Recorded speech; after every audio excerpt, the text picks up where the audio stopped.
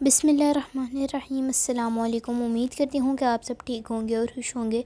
आज मैं आपके साथ न्यू रेसिपी लेके आई हूँ। ये है मूंगी की धुली हुई दाल, जो कि आप घर में बहुत इजीली बना सकते हैं। और ये किन चीज़ों से बनेगी और कैसे बनेगी, मैं सारी रेसिपीज़ इसकी रेसिपी मैं आपके साथ ज़रूर शेयर करूँगी। तो चलें आए अब रेसिपी की तरफ चलते हैं। तो सबसे पहले इसमें डालेंगे लौंग 2 से 3, लाल मिर्चें, मोटी लाल मिर्चें, धनिया, और इसके लिए चाहिए हमें ऑयल। और मामा ने इसके अब चूल्हे पे रखा है ऑयल। ऑयल के अंदर हमने 2 से 3 लौंग डाले हैं। लौंग के साथ साथ 2 से 3 तेज़ पत्ते डाले हैं। तेज़ पत्ता नहीं, दालचीनी ऐड की है। दालचीनी ऐड करने के बाद इसे बहुत अच्छे तरीके से भून लिया है। जब तक खुशबू नहीं आती तब तक हमने इसके अंदर अनियन ऐड नहीं करने हैं। मामा ने अनियन को बहुत अच्छे तरीके से काट लिया है।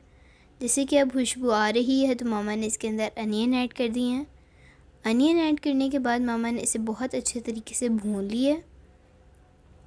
अब हमने तब तक हमने अनियन को जब तक अनियन गोल्डन ब्राउन नहीं हो जाते तब तक हमने इसे पकाते रहना है। अब आप ये देख सकते हैं, ये गोल्डन फ्राई हो रहे हैं आहिस्ता आहिस्ता। और जब तक ये गोल्डन फ्राई होते हैं तब तक आपने इसे भूनते रहना है, ताकि जो अनियन हैं वो जले ना। अब आप देख सकते हैं ये आहिस्ता आहिस्ता गोल्डन फ्राई हो गए हैं। तो अब मामा इसमें डालेंगी लहसुन और अदरक का पेस्ट। और अब आपने क्या करना है, इसे बहुत अच्छे तरीके से भूनना है। तब तक आपने इसे भूनना है जब तक लहसुन और अदरक की जो स्मेल होती है वो चली ना जाए। तब तक इसे भूनते रहना है, जैसे कि मामा भून रही हैं। तो आप देख सकते हैं लहसुन और अदरक की जो स्मेल है वो आहिस्ता आहिस्ता जा रही है। और अब मामा ने इसके अंदर ऐड किए हैं टमाटर। अब हम इसमें ऐड करेंगे तमाम मसाले। तो अब मामा इसमें ऐड करने लगी हैं सूखा धनिया। सूखा धनिया ऐड करने के बाद मामा इसमें ऐड करने लगी हैं लाल मिर्च पाउडर। लाल मिर्च पाउडर ऐड करने के बाद मामा इसमें हल्दी ऐड कर रही हैं।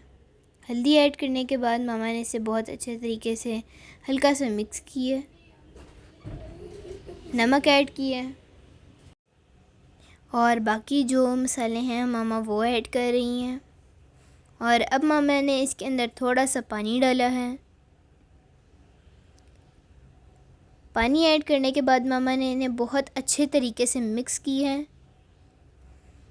मिक्स करने के बाद आपने साथ साथ थोड़ा सा पानी भी ऐड किया मामा ने। मिक्स करने के साथ साथ आपने इसका ये भी ध्यान रखना है कि फ्लेम ज़रा लो हो, ना ज़्यादा तेज़ हो और ना ज़्यादा हाई हो। और अगर ज़्यादा तेज़ होगी तो खाना जल जाएगा, और अगर ज़्यादा हल्की होगी तो खाना बिल्कुल भी कुक नहीं होगा, अंदर से चीज़ें कच्ची रह जाएंगी। तो अभी ये मामा कुक कर रही हैं। तो अब इसमें बबल्स बनना स्टार्ट हो चुके हैं। तो अब हमने इसका पानी खुश्क करना है। अब जैसे कि आप देख सकते हैं इसमें बबल्स बनना स्टार्ट हो गए हैं। तो अब मामा करेंगी, इसे स्टीम देंगी 2 से 3 मिनट की। तो पानी खुश्क होने के बाद इसका जो मसाला है वो एक यानी कि यकजां हो जाएगा। यकजां होने के बाद आपने इसके अंदर जो दाल है धुली हुई हमारी मूंगी की, वो इसके अंदर ऐड करनी है। ऐड करने के बाद आपने इसे बहुत अच्छे तरीके से कुक करना है। कुक करने के बाद आपने इसे बहुत अच्छे तरीके से मिक्स करना है, यानी कि कुक करना है, जैसे कि मामा कर रही हैं। और कुक करना है। अब हमने इसके अंदर थोड़ा सा पानी ऐड किया था। अब हमने इसको मिक्स करना है बहुत अच्छे तरीके से। अब हमने तब तक इसका वेट करना है जब तक जो इसका पानी है वो खुश्क नहीं हो जाता। जब इसके अंदर थोड़ा सा पानी रह जाएगा तो हमने उसके अंदर गरम मसाला डाल के इसको अब इसे 5 से 10 मिनट के लिए हल्की आंच पे रख देना है कुक होने के लिए। जब ये अच्छे तरीके से कुक हो जाएगी तो फिर ये रेडी टू सर्व हो जाएगी। तो अब ये देख सकते हैं मामा ने इसके ऊपर गरम मसाला ऐड किया है।